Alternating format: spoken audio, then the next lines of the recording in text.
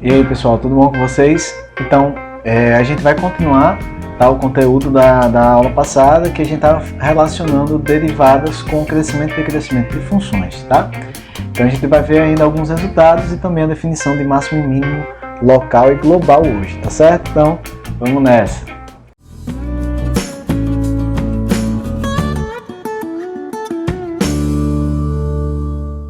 Bem pessoal, então o primeiro resultado que eu quero mostrar para vocês é o corolário 4.19, que ele diz o seguinte: seja f uma função de x em r. Se f é monótona não decrescente, então suas derivadas laterais, onde existirem, são maiores ou iguais a zero. Se, entretanto, f é monótona não crescente, então suas derivadas laterais, onde existirem, são menores ou iguais a zero, tá? Então, mais uma vez, tá, pessoal? A gente já está começando a relacionar, a gente ainda não chegou, só depois de teorema do valor médio é que a gente vai provar aqueles resultados bem conhecidos do cálculo. Se a derivada é positiva no intervalo, então a função é crescente. Se a derivada é negativa no intervalo, então a função é decrescente. Isso é só depois de teorema do valor médio, tá? Mas a gente já está caminhando para isso, ok? Então, se f é monótona não decrescente, onde existir derivada lateral, essa derivada é maior ou igual a zero. Se f é monótona não crescente, onde existir derivada lateral, essas derivadas serão menores ou iguais a zero, tá? Tá, como é que eu provo isso? É simples, tá, pessoal? Porque é um corolário, né? A gente já provou, né? É um corolário do teorema 4.17. Só para a gente lembrar, eu vou voltar aqui para a gente ver o teorema 4.17. Tá? Olha, o 4.17 diz o seguinte: seja f derivável à direita de um ponto A. Tá?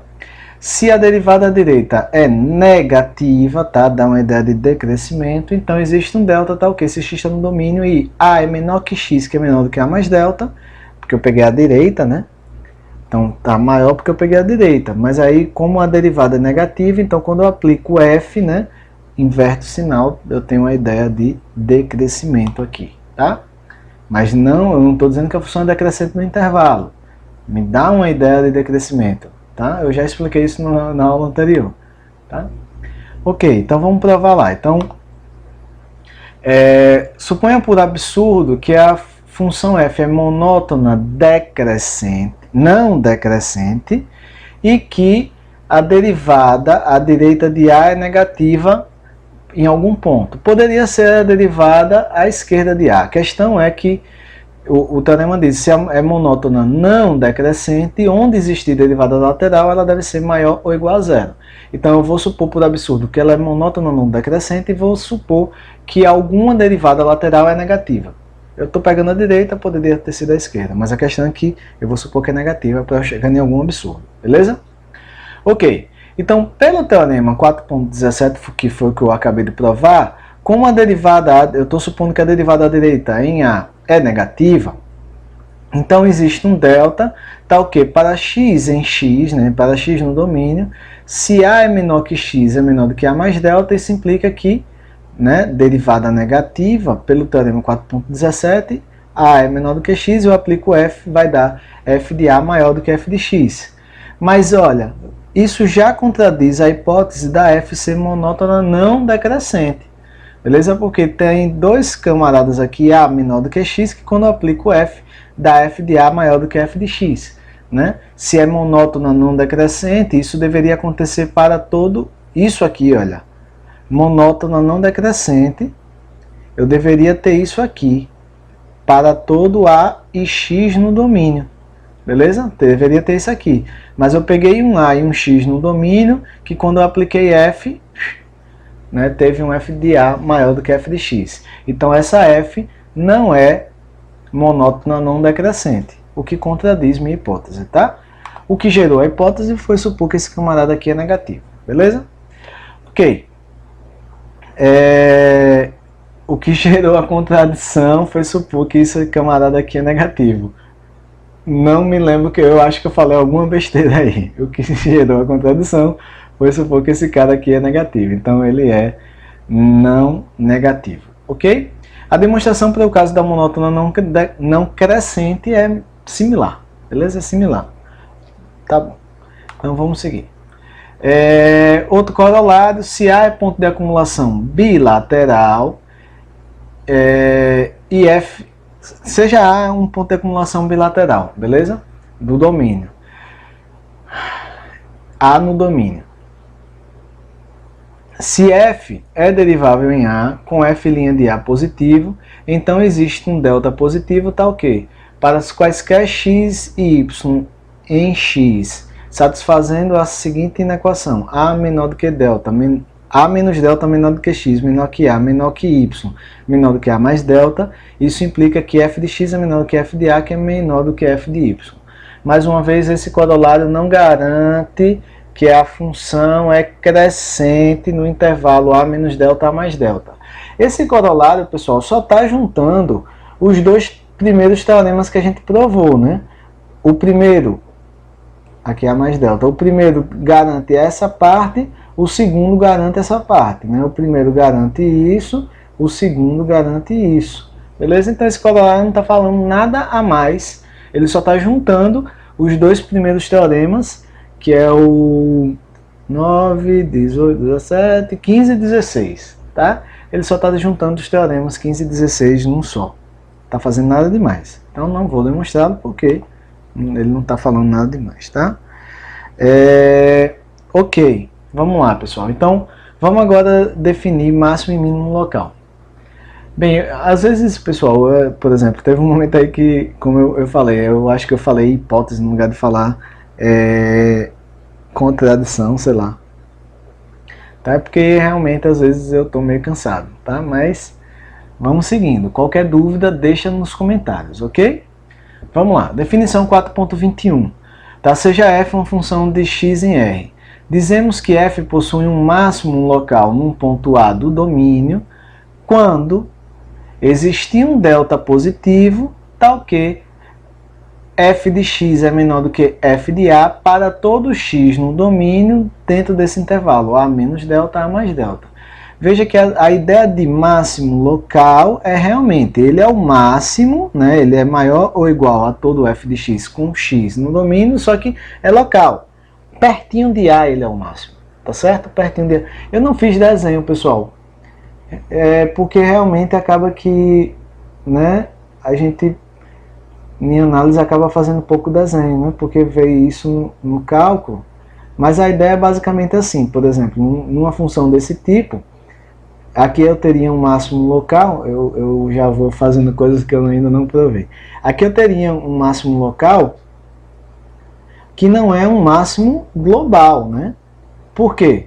Né? Porque eu conseguiria um deltazinho, de maneira que nesse intervalozinho, né, se eu pego qualquer x aqui, o f de A é maior ou igual do que o f de x para qualquer x aqui, beleza? Então a ideia de máximo local é isso, ele não é o maior de todo, né? F de A não é maior ou igual do que todo f de x no domínio, com x no domínio, não é isso. Mas f de A é maior ou igual que qualquer f de x com x no domínio, pertinho aqui de A, com delta suficientemente pequeno, beleza? Então eu digo que f possui um máximo local no ponto A, se existir um delta positivo, tal que f de x é menor ou igual que f de A, para todo x no domínio, com x pertencente ao intervalo A menos delta, A mais delta, beleza? De maneira similar eu consigo provar assim. Aqui é máximo local, né? Eu tenho f de x menor ou igual a f de A. E aí o Elon define também máximo local estrito, tá? Que é uma definição que a gente não vê muito nos livros de cálculo, né? Pelo menos eu não me lembro de ter visto. Mas está no Elon, eu estou seguindo o Elon, então vou definir aqui como ele, tá? Então eu digo que é um máximo local, que f possui um máximo local estrito num ponto A do domínio, e aí se existir um delta, tá ok. A diferença, basicamente, do máximo local estrito para o máximo local, é porque no máximo local, que foi o que eu já tinha definido antes, olha, aqui eu tenho f de x menor ou igual a f de A, ou seja, por exemplo, se a função for constante ali em f de A, tá, né, não é um máximo local estrito que você tem, porque ele não é o maior, ele é o maior ou igual, tá? Então a diferença do máximo local para o máximo local estrito é que aqui eu tenho um menor igual e aqui eu vou ter um menor. E aqui eu tenho que realmente f de A é maior que f de x para todo x no domínio, com x nesse intervalozinho A menos delta, A mais delta. Claro que eu estou considerando x diferente de A, porque eu estou pegando f de x menor do que f de A. Eu estou dizendo que f de x é menor do que f de A. Claro que é para x diferente de A. Tá? De maneira similar, eu digo que f possui um mínimo local num ponto A pertencente a x, quando existir um delta maior do que zero, tá ok. Agora veja, né, eu tenho f de A menor ou igual do que f de x. Né? Para o máximo local, eu tenho f de A maior ou igual que f de x. Então, eu digo que f possui um mínimo local num ponto A do domínio, se existir um delta positivo, tá ok, f de A é menor ou igual que f de x, para todo x no domínio, no intervalo A menos delta, A mais delta. E de maneira similar, eu defino mínimo local estrito, se, né, essa desigualdade aqui for, na verdade, uma desigualdade estrita, f de A menor do que f de x, beleza? Então, continuemos. Então, aí a definição de máximo e mínimo absoluto, aí é mais simples, tá? Seja f uma função de x em R. Eu digo que f possui o máximo absoluto num ponto A do domínio, se f de A é maior ou igual que f de x para todo x do domínio. Da mesma forma, eu digo que, similarmente eu digo que f possui um mínimo absoluto num ponto A do domínio, se f de A é menor ou igual do que f de x para todo x do domínio. E aí sim, né, eu tenho um cara aqui, reino absoluto, né?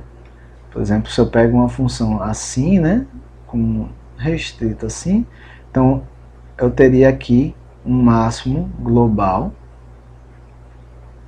e aqui eu teria um mínimo global, tá? Beleza? Claro que a gente já falou isso na parte, pessoal, de funções contínuas, né? A gente garantiu algumas condições para que a função possuísse um máximo e um mínimo global, tá? A gente provou o teorema de Weierstrass, que garante que se a função for contínua num conjunto compacto, então ela possui um valor máximo e um valor mínimo, beleza? Então você pega, por exemplo, a função x ao quadrado, ela possui um mínimo global, aqui eu estou considerando ela com domínio, né, de R em R, tá? f de x igual a x ao quadrado.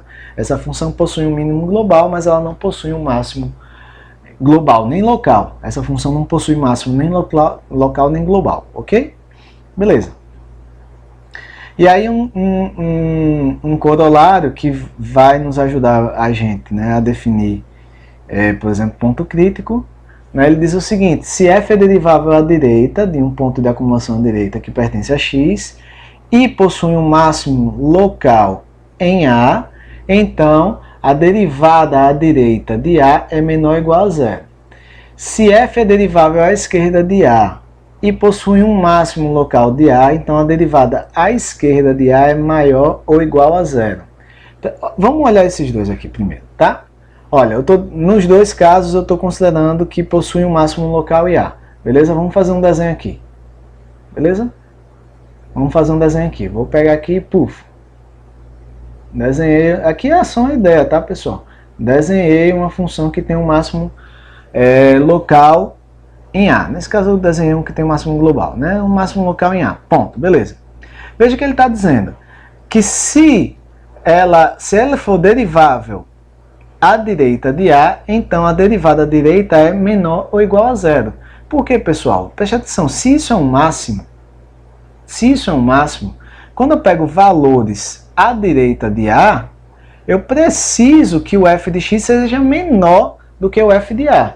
Ou seja, que tenha um decrescimento, né? Beleza? Algum tipo de decrescimento.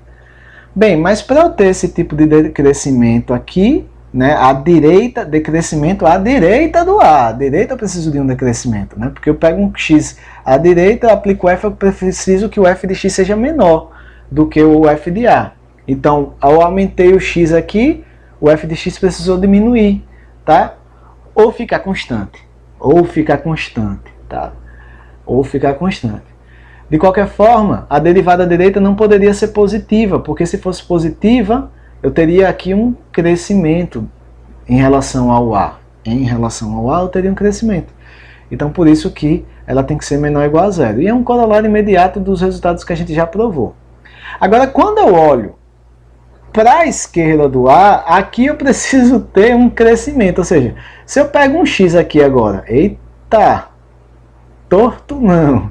Se eu pego um x agora à esquerda do A, eu preciso que f de x seja menor ou igual a f de A. Tá? Então a derivada à esquerda precisa ser maior ou igual a zero, porque se fosse menor do que zero, eu teria um decrescimento e aí eu teria um f de x maior do que o f de A. Tá? E aí eu não teria o meu máximo local. Tá? Veja, a minha ideia geométrica tem imprecisões, porque na verdade eu só quero ter uma ideia do que está acontecendo, tá bom? É informal, tá? A minha ideia aqui é informal mesmo. E a ideia é para ser assim mesmo, tá? Veja, pessoal, e aí para o mínimo local é similar, né? É similar, só que agora inverte os sinais, né? Por exemplo, se aqui tem um mínimo local, tá? Se aqui tem um mínimo local, à esquerda eu preciso de um decrescimento e à direita eu preciso de um crescimento. Então a derivada da esquerda vai ser menor, a derivada da esquerda vai ser menor ou igual a zero, e a derivada à direita precisa ser maior ou igual a zero. Mais uma vez, à esquerda eu preciso de um tipo de decrescimento e à direita eu preciso de algum tipo de crescimento, algum tipo de, tá? É comparado ao A, que eu preciso do crescimento ou decrescimento, comparado ao A, tá, pessoal? Mais uma vez, comparado ao A, tá? Me desculpe se eu atrapalhei vocês. Ok, então já está chegando em 20 minutos, e aí, pessoal, vamos lá demonstrar os nossos últimos resultados. Então, esse daqui é bem simplesinho. Veja, esse corolário é bem simplesinho porque, na verdade, ele é só juntar as informações anteriores. Se há um ponto de acumulação bilateral e f for derivável em A, se f possuir um máximo ou um mínimo local em A, a derivada em A deve ser zero. Bem, deixa eu voltar, vou voltar para o anterior. Veja, se for um máximo local, a derivada à direita tem que ser menor ou igual a zero, e a derivada à esquerda tem que ser maior ou igual a zero. Se ela for derivável, a derivada à direita e à esquerda são iguais. E aí, por um lado, ela tem que ser menor ou igual a zero, por outro tem que ser maior ou igual a zero. Não tem para onde correr, então a derivada tem que ser zero. A mesma coisa aqui, se for um mínimo local, por um lado a derivada tem que ser maior ou igual a zero, por outro lado ela tem que ser menor ou igual a zero. Porque se ela é derivável, as derivadas laterais são iguais. Tá? Então, claro que se possuir um mínimo ou um máximo, essa é a demonstração. Acabou-se. Tá? Eu vou seguir, tá, pessoal? Essa é a demonstração. E aí, pessoal, só uma coisa. A recíproca desse corolário, deixa eu voltar, a recíproca desse corolário não é verdadeira. Veja, o que ela está dizendo? Se é derivável em A e possuir um máximo ou um mínimo local, então f' de A é zero. A recíproca seria o quê? Se f' de A é zero, então possui um máximo ou um mínimo local em A. Tá, isso não é verdade. Por exemplo, quando eu considero a função f de x igual a x ao cubo, né? Deixa eu tentar esboçar o gráfico disso aqui. Eu deveria ter botado ela aqui, mais uma vez é porque acaba que em análise a gente desenha pouco, né? O gráfico dela é assim, né? Não gostei do lugar que eu botei ela. Deixa eu botar ela aqui embaixo.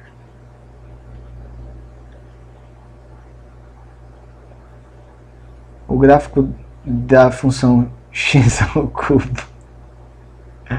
Meu irmão, o negócio aqui tá difícil. É uma coisa mais ou menos assim, né? Meu Deus, vai ficar assim mesmo. Tá? De x ao cubo é algo assim. A derivada, né? A derivada é esse aqui, beleza? E a gente sabe que a derivada, né, no zero vale zero. Então essa função aqui, a derivada dela no zero é zero. Mas no zero ela não possui nem o máximo nem o mínimo local, porque essa função é crescente sempre, pô. Então ela não possui nem máximo nem mínimo local em canto nenhum. Ela é crescente sempre e eu não estou pegando um intervalo compacto, beleza? Então, a derivada no zero dela é zero, mas ela não possui nem o máximo nem o mínimo local no zero. Então a recíproca do corolário não é verdadeira. Você pode ter derivada zero e a função não possuir máximo e mínimo local lá, tá? Outra coisa é que, veja, lá diz o seguinte, se for derivável em A e possuir um máximo ou um mínimo local em A, então f' de A é zero. Mas preste atenção porque ela pode possuir um máximo e um mínimo local e não ser derivável em A. E aí, claro que a derivada não existe, né? Então, ou seja, o que eu estou dizendo é o seguinte, tá, ter derivada zero se torna um candidato a ter mínimo ou máximo local lá, mas não é só isso. Não ter derivada também se candidata a ter máximo ou mínimo local. Se candidata, pelo corolário anterior, não garante nada, não garante que tenha um máximo ou mínimo local se a derivada for zero, tá? Nem se a derivada não existir. Então, esse exemplo é o seguinte, olha, é também importante observar que f pode possuir um máximo ou um mínimo local num ponto A e não ser derivável nesse ponto A. O exemplo mais clássico do cálculo, a função módulo de x. Né? A função módulo de x, como ela é? Por que não pega de primeira? Hein? A função módulo de x, ela é assim, né? E ela não tem derivada no zero, ela tem um bico, porque a derivada à direita é 1, a esquerda é menos 1. O bico aqui, geometricamente, né, quando a gente tem um bico, ela não é derivável, tá? Ela não é derivável no zero, mas ela possui um mínimo global e local no zero, beleza? Então, a função pode possuir um máximo ou mínimo local num ponto A, mas não possui derivada lá, beleza? Então, possuir máximo e mínimo local num ponto não significa que a derivada é zero, especificamente porque pode não existir derivada. Se existir derivada, a derivada é zero, ok? Foi o que o corolário garantiu. Se existir derivada e possuir um máximo e mínimo local, a derivada é zero, beleza? Tá, e o último é que se A não for ponto de acumulação bilateral de x, então f pode possuir um máximo ou um mínimo local em A, mas ainda assim a gente não tem f' de A diferente de zero. Mas ainda assim a gente pode ter f' de A diferente de zero, beleza? Bem, por exemplo, esse daqui é o que é um pouco mais diferente dos conceitos que a gente vê lá no cálculo, porque, por exemplo, se você pega o livro de Stuart do cálculo, para ser mínimo ou máximo local, ele não considera máximo e mínimo local no livro do Stuart, por exemplo, nos extremos do intervalo. Aí ele pode considerar máximo e mínimo global, mas não local. Tá no livro do Stuart, mais uma vez, tá? E na nossa definição aqui, sim, os extremos, a f pode possuir um máximo e um mínimo local nos extremos, por nossa definição, beleza? Então esse exemplo acaba se tornando um pouco diferente do que a gente tem na cabeça só por causa disso, né? Dessa diferençazinha que a gente vê, por exemplo, no livro do cálculo do Stuart. Então, por exemplo, se eu pego a função cujo domínio é no intervalo fechado 0, 1, definido por f de x igual a x, então ela, claro, possui um mínimo no 0 e possui um máximo no 1, né? O gráfico dessa função, claro, né? Eu estou considerando, né, a função assim, né? X igual a y. Tá? É claro que ela possui um mínimo no 0 e um máximo local no 1. Só que a derivada dessa função é sempre 1. Beleza? A derivada dessa função é sempre 1. Em particular, a derivada no 0 é 1 e a derivada no 1 é 1 também. Então, embora ela possua um máximo e um mínimo local no 0 e no 1, as derivadas não são 0. Por quê? Porque nesse caso, nem o 0 nem o 1 são pontos de acumulação bilaterais, tá? E pela hipótese, deixa eu voltar, olha o corolário. Olha o corolário. Se A é ponto de acumulação bilateral, se A é ponto de acumulação bilateral e for derivável em A e possuir um máximo ou um mínimo local em A, então f' de A é zero. Então, se A não for ponto de acumulação bilateral, então, tá, pode acontecer da derivada não ser zero. Mas, mais uma vez, aqui fica um pouco diferente do lado, por exemplo, do livro do cálculo do Stuart. Então, só para terminar, pessoal, essa aula, só para terminar essa aula, não, a gente já terminou essa aula, tá bom? Então, a próxima aula, pessoal, a gente começa a falar, a gente entra na seção do livro do Elon de funções deriváveis no intervalo. E a gente vai demonstrar o teorema de Rowley e também o teorema do valor médio. Tá certo, pessoal? Então, até a próxima.